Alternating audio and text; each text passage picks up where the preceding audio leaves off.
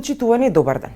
Пари, лекари специјалисти, опрема и медицински материјал хронично недостигаат во македонскиот здравствен систем.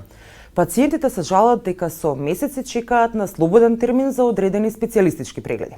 Од друга страна пак лекарите бараат да се вработат повеќе колеги за да можат да им ја пружат навреме потребната нега на пациентите, за да не се насочуваат сите пациенти од државата во скопските клиники, туку да ја добијат потребната здравствена услуга во близина на местото на живење. Нетоложените проблеми во македонското здравство го отежнуваат пристапот до здравствени услуги за сите пациенти. Ако докторот ви напипа јазот, за да откриете дали е тоа рак, ќе треба да чекате најмалку 1 месец за биопсија. Биопсија може да се направи само во 2 болници во Скопје: Институтот за радиологија и Градската општа болница 8 септември. Тоа значи дека пациентите од натрешноста, освен што ќе чекаат, ќе треба да поминат и стотина километри за да стигнат до таа здравствена услуга во главниот град. Но доволно термини нема ни за специјалистичките прегледи во скопските клиники. Тешко на тие надвор што идат, иначе ние тука што сме и да чекаме, пак ама тешко за овие што. Држава, добро и толку. Хајде. Ја и не знам кога ги ослободуваат термините, тоа матичните и специјалистите знаат.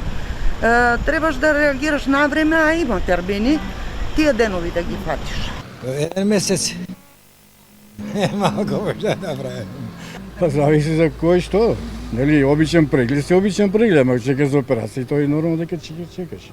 Недостигот на лекари специјалисти е проблем и за самите лекари. Немладиот хирург во Кочанската болница вели дека тоа им ја отежнува многу работата.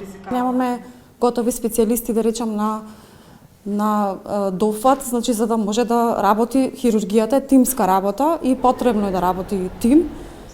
И тука е, да речам, еден од проблемите. Значи, и да сакаме, например, да работиме, ни треба колега кој ќе би ја покрил амбулантата, значи зитни случаи.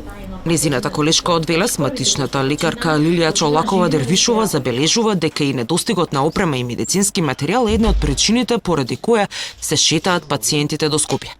Не да се малтретираат, секој не може да стигне до Скопје, секој не може да стигне до клиники. Значи, ние нуклеарна медицина во Македонија имате на 2 места, во Битола и во Скопје, наместо да имате во секој град. Ми разбирате, значи, а проблеми со тироидна жлезда енормно. Никој не јодира население. Имате само, еве, за нашиот град, само ТСХ да испитате, немате антитела да испитате. Но проблем се и парите. Општите болници во внатрешноста се до гуша во долгови. Но тие не се единствени со долгови. Сите клиники и болници за минатата година заедно должат речиси 100 милиони евра. Пандемијата со COVID-19 речиси задвојни им ги зголеми сметките на сите болници и клиники. Но тие и пред корона кризата веќе беа во долгови. Од Министерството за здравство за ваквата ситуација само кусо коментираат. Одблизу ја следиме работата на сите јавно здравствени установи и соодветни служби, ги следат аспектите како од функционирањето на установите, од стручен аспект, така и од финансиски аспект. Ревизорот при чешлањето на сметките на болниците и на Фондот за здравство утврдил дека една од причините за тоа лежи во несменетиот ценовник, според кој многу поевтино од вистинската вредност им ги плаќаат здравствените услуги на болниците. Во меѓувреме македонските граѓани плаќаат придонеси за здравствено осигурување, но не ги добиваат во целост здравствените услуги за кои плаќаат. Македонија и Словенија имаат неколку заеднички работи. Да рече иста територија и број на жители, но и слична поставеност на здравствениот систем. Например, во двете земји има по 14 општи болници. Но разликата е во тоа што пациентите во Словенија се лекуваат претежно во општите болници во нивните градови и само 20% од нив добиваат третман во клиничките центри. Додека македонските пациенти главниот дел од здравствените услуги ги добиваат во клиничкиот центар во Скопје. Додека за најголем дел од здравствените услуги македонските пациенти се приморани да доаѓаат на скопските клиники. Во Словенија, например, земја слична по големина на Македонија, пациентите си завршуваат работа во здравствените домови во близина на нивното место на живење. Само 1/5 од словеничките пациенти се лекуваат во клиничките центри, и тоа само оние кои бараат мултидисциплинарен пристап. Ова за Радио Слободна Европа го раскажува докторката Хатија Исмаили. Родена во Гостивара, веќе 20 години работи како гинеколог во Словенија. Покривена е целата земја, Словенија е мала исто као Македонија, 2 милиони луѓе, е покривена целиот регион со болници, има 14 болници, така да не е обременуван например, као Скопје, не е бројнуван Лјубљана. Значи има два клинични центра, Марибор и Лјубљана. Таму посебно иде само 20% од она што го радиме ние во маливе болници. Ваква слична поставеност на здравствениот систем има и во Македонија, но македонските лекари велат е нефункционален. Проблемот лежи во недостиг на волја, стратегија и добра организација, вели доктор Божидар Кочовски од Асоциацијата на млади лекари и специјализанти. Децентрализацијата ние споменавме и ја понудивме како модел кој што би бил да се постави на регионални болници, значи регионализација, во која што ќе се формира неколку центри кои што ќе можат да обезбедат здравствени услуги од покомплексен тип, кои што ќе можат да интегрираат повеќе и апаратура и професионалци од различни видови области.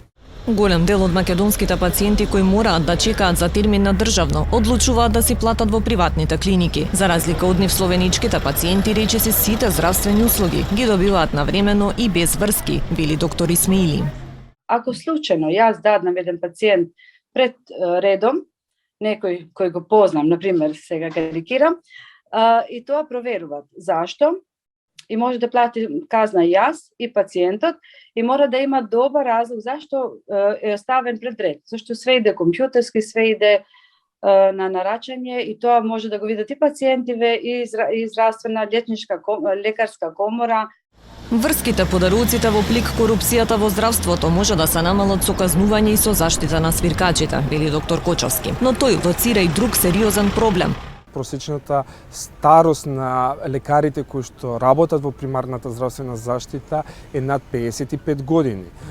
Имаме недостиг на педиатри, имаме недостиг на фамилиарни лекари во многу области, и сето тоа креира едно не само незадоволство, него една дупка во здравствената заштита која што ја добиваат пациентите.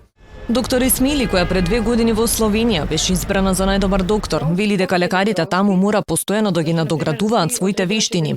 Тоа им го возможуваат болниците, а целта е да бидат во тек со новите методи и развојот во медицината. Овде се истражува, нема направио си грешка и да се не следи тоа. Овде се истражува, секоја грешка ми имаме секој месец, ако добил кри, ако нешто не има компликација, зашто, како, што мора да направи други пат.